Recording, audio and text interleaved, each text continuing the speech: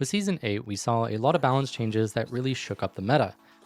In terms of the pro scene, I feel like I've actually never seen this much variety before, and there definitely still is a quote-unquote meta. Most of the best teams tend to be running a lot of similar things. You can feel free to look at my meta video if you want that, or my breakdown of some of the off-meta picks that we saw in the pro scene. Now, I wanted to do a off-meta loadout video as I do most seasons, but I really wanted to try and explore the pro scene and some of the weird niche picks that I've seen, along with looking at some of the content creators out there and seeing what combinations am I seeing out of players that actually kind of make sense, but we just aren't seeing as much of. Now, a lot of these loadouts are definitely going to be inspired by what the pros are using, so some of them might be a little bit more on the meta side, and some of them are going to be pretty crazy and out there. But I really wanted to highlight and showcase some of these really awesome picks that we're seeing, and I also sort of made my own little spin on them in order to adapt it to more of a solo queue or regular ranked playstyle, versus it being a very set in stone build that you would use on a team. There might be some logic that the pros would use in order to combine with other gadgets, but I wanted these to be able to hold off on their own. Now let's get into the picks, and we're first going to start with heavy, and we're also going to start with basically where my loadout has been evolving to. And I originally started off with a Charge and Slam BFR loadout early in the season, and slowly I've been adapting this, but I find that this is sort of my baseline for what I like using, and I do swap from time to time, but it is a Charge and Slam and Lewis gun build. After the Pulsar bundle came out and the Lewis gun was the weapon for that bundle, I decided why not start to use this and show it off a little bit on stream. And then I realized, wow, wait, this is kind of a slept on weapon. It's actually really solid, and I find it combines really well with Charge and Slam. This reminds me a lot of what I used to play back in Season 1 and Season 2, where I loved using Lewis gun, and it was mainly mesh and sometimes goo, but then I eventually picked up Charge and Slam, and this Charge and Slam Lewis gun became my favorite combination to use for quite some time, up until some nerfs and changes that really shook up that playstyle. But I feel like I've adapted it to be very viable within the current meta. We have RPG C4 and the Goonade. So the RPG C4 and Goonade are definitely pretty standard picks on the class right now. This is what most people are using, but they use Winch with SA or BFR or even 50 Akimbos. Now, the reason why I think that the Goonade actually combines best with Charge and Slam versus some of the other specs on the class is because of the way that Goonade and Charge and Slam work. Versus good players, sometimes it can be pretty tricky to actually hit them. So if I throw a Goonade behind where they are trying to kite from, or even directly on them, this makes it so much easier to hit my Charge and Slam. Another reason why I really like Goonade is because if I ever get winched, I can instantly throw a Goonade at my feet, block the enemy's SA-12 shots or the BFR shot, and then Charge and Slam right after, where I instantly will cancel that Charge and Slam to then pull out an RPG or my Lewis gun and finish them off. So this is almost like my counter to Winch. I've had some pretty good success with it, but it is pretty tricky to get the timing down, and you really have to almost anticipate that you're getting winched.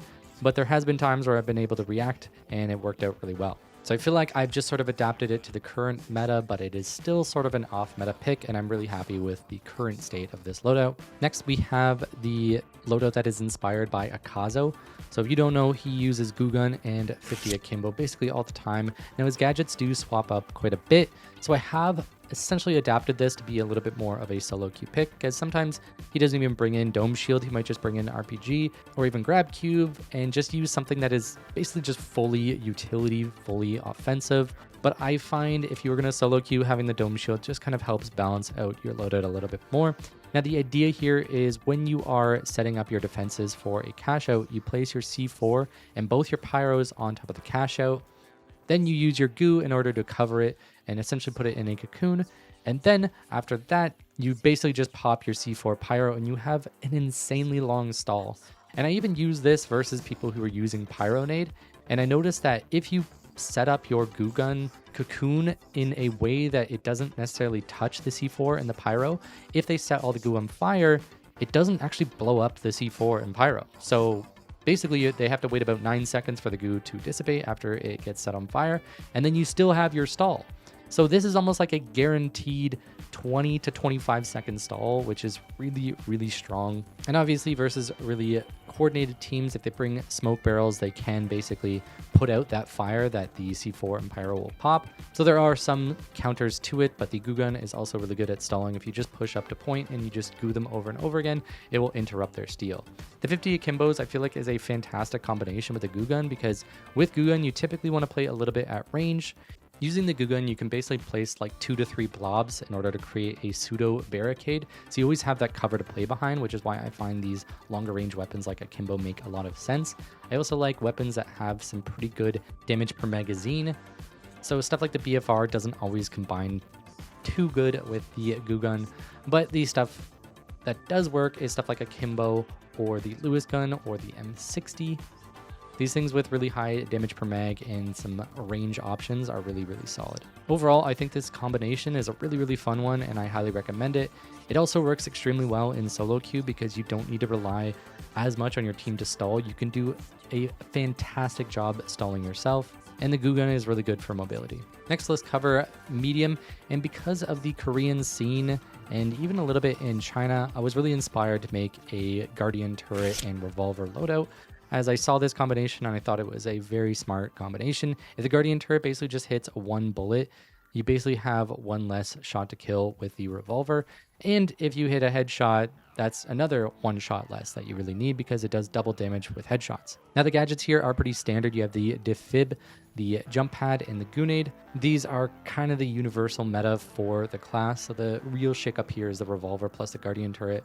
But there's players like Gunhee over in Korea who is really well known for having an insanely good revolver. And since they have bans over there, oftentimes they end up on Guardian turret because their meta pick like DMAT or Healing Beam was banned.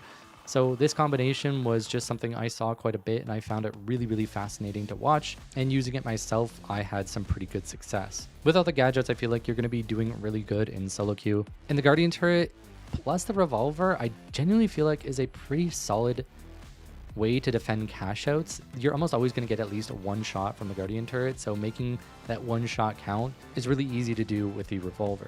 A Guardian turret watching over your cash out is always a really good option to have. Basically notifies you and your team that there's somebody there, and any extra free damage is obviously going to be pretty good. Now the thing that is kind of a downside with this is that the DMAT and the Healing Beam do tend to help out your teammates a little bit more. So this is a bit of a selfish pick, and I do recommend it if you are playing already with a medium and heavy and you might need to fill that light role. Well, instead you could try this loadout out if you're not interested in playing light. So a double medium heavy build could really benefit from having this type of build. The next medium loadout uses Dematerializer and P90. Now, my thought process around this was all about playing inside buildings and playing for disrupting enemies. So this is almost like the debuff sort of build. It's all about trying to make it easier for your team to get the kills. You're essentially debuffing the enemies. With the Materializer, we can play inside buildings really easily. We don't have to walk around. If we want to drop a couple floors, it's very easy to do so. We also have Proximity Sensor and Glitch Trap. We're basically just going to spam these all over the cache out. Now keep in mind you can place 2 Proximity Sensors and 2 Glitch Traps. So with the Glitch Trap, you're going to have to wait a bit for the cooldown to place the second one. But when you have these sort of spread out around the cache out, you can start throwing stuff like smoke canisters, and it's going to make it really easy for you to steal, because nobody's going to be able to simply push up and winch. The glitch is going to prevent them from using winch. They can't use nullifier. They can't throw grenades at you because they are glitched, and Proximity Sensor is going to be able to reveal them all. So if you do have a teammate that runs smoke, combining all this could be extremely disruptive and make it really easy for you and your team to defend and steal cash outs. Now the reason why I use Zipline instead of Jump Pad here is simply because I don't want to play rooftops. I don't want to deal with verticality at all. I want to make sure that I'm bottom floor and playing below, and make sure that I get inside buildings. The P90 gives me some really good damage per magazine, and when I'm playing inside close range, the P90 just feels like an absolute shredder, so I am a big fan of this combination. Now the first light loadout is going to be inspired by the Pro Someone. He is a light player that is using Cloak in the current meta and doing really well with it, and I really like his playstyle where he typically does play with the ARN 220, but he's been known to be an extremely good LH1 player, so that is what we're doing here. We're kind of bringing back an old school loadout of the cloaking device and LH1, which was a pretty hard meta for quite some time, and now that we have the H+ Infuser, we're throwing that in. Gateway obviously is still going to be in there. And the big shakeup here is the breach charge. So we're basically taking an old meta and making it a little bit better with the options that we have available today. Now, in the current pro scene, a lot of the Dome Shield users are actually swapping to Goonade, so we're seeing a lot less Dome Shield. And because of that, Glitchnade is actually losing a lot of value. So we're seeing a lot of pros now switch off of Glitchnade for stuff like Vanish Bomb and Nullifier. And one that I've been experimenting a lot with is Breach Charge. And I feel like Breach Charge with Cloaking Device is extremely good, because when you pop open a wall or a floor or whatever, there is sort of a smoke cloud. And when you combine that with your Cloaking Device, it makes it really hard for anybody to see you through the newly opened wall. You can also play for drop. Now these actually set up a little bit quicker than C4s, whereas C4s, it takes a while for that remote to actually be able to be clicked, whereas the breach charge is much faster. So you can actually play drop very fast. This is almost like a delayed DMAT because you do have 3 charges. So because of that, I can play the Cloaking Device a little bit more mobile. It's almost like playing Cloaking Device with DMAT and having C4 for the drop. The way that I typically like to set up my breach charge is basically placing one on each side of the cash out, typically near the bottom of it, and then one on a fire barrel that I place below. And one thing about breach is that if you want to blow up a gas, you need 2 breaches. If you want to blow up fire, you can use 1, but it basically doesn't instantly pop it. Sometimes it does. I don't fully understand the consistency here, but what it will do is at least trigger that fuse, that fire time, where it eventually will pop. So doing that on something that's a floor below means that they fall into this barrel that then blows up when they're standing on it. So this combination really works well for me. And again, to play into this whole smoke and debris that you get from the breach charge, if you are standing right next to the cash out, say if you are standing right below the cash out with a breach charge for drop, you pop that, then instantly go into your Cloaking Device. And with all the debris with them falling down, they're not going to notice you. If you're just perfectly standing still, they will not notice you. And so you can sit there waiting with your LH1, and the moment that they go for another steal, you can just hit a headshot right off the bat. The 2x headshot multiplier on the LH1 can give you some insane entry damage. So when you combine all of this together, you're basically doing everybody's job at once. You have Recharge, which is basically the heavy's typical C4 drop stall. You have the Infuser, which is, the healing beam medium's job. And you can play like light with some insane DPS and the LH1. The Cloaking Device just allows you to basically do everything a little bit more stealthily and avoid being the first target. I've been having a lot more success with this than I really thought, and I could potentially see this taking over some of the meta. I don't know fully, but I do think that the Cloaking Device and LH1 combination is definitely really, really strong and slept on right now. And the last loadout is a pretty fun one. This is off meta, but it is sort of a weird combination of stuff that I've seen. So we're going to have a Grappling Hook, Throwing Knives, Goonade, Gateway, and Gravity Vortex.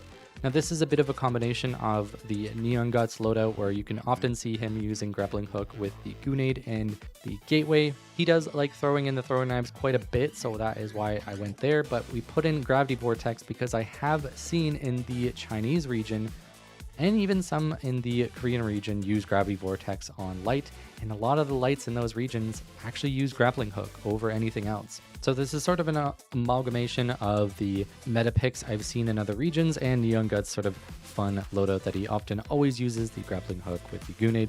And I actually had some pretty good success with it. Now the idea here is essentially using the Gravity Vortex as a way to stall the cash out. Now this is not going to be your drop with Recharge or C4, but it is a different form of stalling. The Throwing Knives actually have perfect accuracy on the right click, even when in air, so combining it with the Grappling Hook is actually pretty strong. You basically just grapple while you're holding your right click, and you can just throw that with perfect accuracy. It can lead to some really stylish plays, and the Goonade allows you to create sort of ledges on the wall that you can just sort of grapple up to and sit on in order to look over your enemies, or to just give you that cover, because the Throwing Knives sometimes can have some slow DPS, so if you miss your first Throwing Knife and you're in the middle of enemies, just throw down that Goonade and run away. Alright, those are my 6 off-meta loadouts inspired by some of the pros and content creators out there. If you've been having any success with some off-meta loadouts, I would love to hear them down below, so feel free to comment whatever meta or off-meta loadouts that you are using this season. Hopefully some people in here can get some inspiration to create something their own, or just steal these loadouts and try them out yourself and see if anything works for you. Feel free to subscribe if you're not already. You can come check me out live on Twitch. I try to stream as much as I can. and in the future, we're going to be streaming a lot more. The only way to beat meta is with off meta. So get out there, figure out whatever loadout works for you, and I will see you in the finals.